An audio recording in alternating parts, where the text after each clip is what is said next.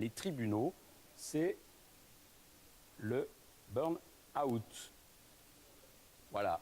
Alors, ce n'est pas un terme juridique, peut-être médical, que l'on peut traduire par syndrome d'épuisement professionnel. Maître Camille Frédéric Pradel, vous êtes avocat spécialisé du droit du travail. Encore une fois, donc, le burn-out n'est pas un terme juridique. Oui. Est-ce que c'est une maladie professionnelle? Alors, ça peut être reconnu comme maladie professionnelle, mais dans des conditions beaucoup plus strictes, beaucoup plus définies qu'une maladie classique. Et c'est pour ça, d'ailleurs, sans doute, que les politiques, que le législateur s'est saisi de cette question pour tenter de faciliter la prise en charge de ce type de pathologie dite liée aux risques psychosociaux. Alors, je disais que ce n'était pas un terme juridique. En revanche, j'ai trouvé un arrêt de la Cour de cassation, c'est la Chambre sociale du 26 septembre 2012.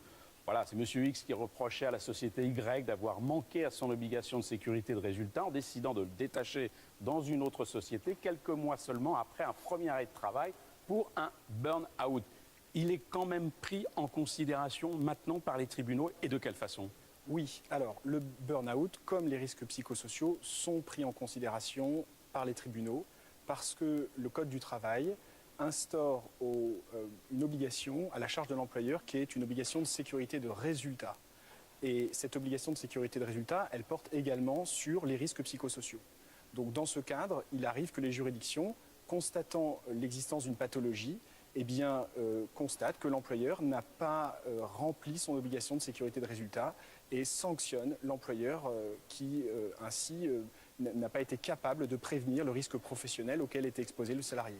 Le responsable, c'est toujours l'employeur?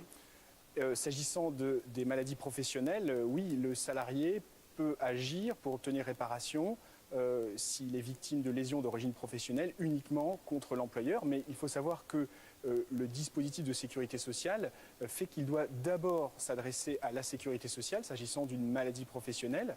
Dans ces cas-là, le salarié doit faire une déclaration de maladie professionnelle. Et s'il estime dans un deuxième temps, et alors que sa pathologie a été prise en charge, qu'à l'origine de sa lésion, il y a une faute inexcusable, eh bien, il peut dans un deuxième temps engager un recours devant une juridiction qui s'appelle le tribunal des affaires de sécurité sociale et obtenir une indemnisation complémentaire. Mais est-il arrivé que la justice considère que le responsable du burn-out, c'était l'employé lui-même? Alors, dans ce cas de figure, il faudrait considérer que à l'origine de la pathologie, eh bien, le salarié soit exclusivement responsable de sa pathologie. Et c'est un cas d'exclusion de prise en charge. S'agissant du burn-out, à ma connaissance, il n'y a pas une telle jurisprudence. Mais ce type de jurisprudence peut exister, par exemple, pour les accidents du travail.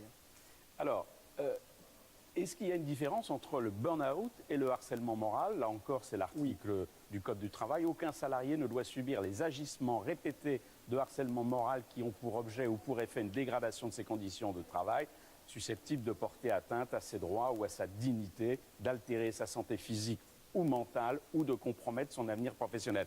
Burn-out et harcèlement moral, ce sont deux choses totalement séparées? Oui, ce sont deux choses vraiment séparées pour plusieurs raisons.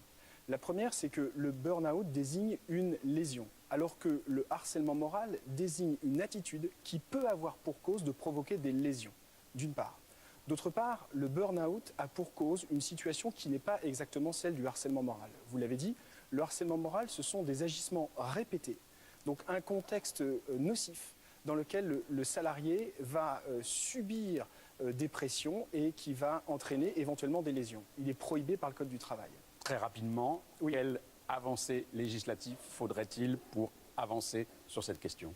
Ce serait une avancée d'ordre législatif et réglementaire. Et il y a un rapport qui a récemment été établi par les députés Seeboun et Sansi, rapport qui a été remis en janvier 2017, et qui avance qu'il faudrait notamment réduire, simplifier les conditions de prise en charge s'agissant de pathologies qui ne sont pas désignées officiellement comme d'origine professionnelle. C'est le cas de tous les risques psychosociaux.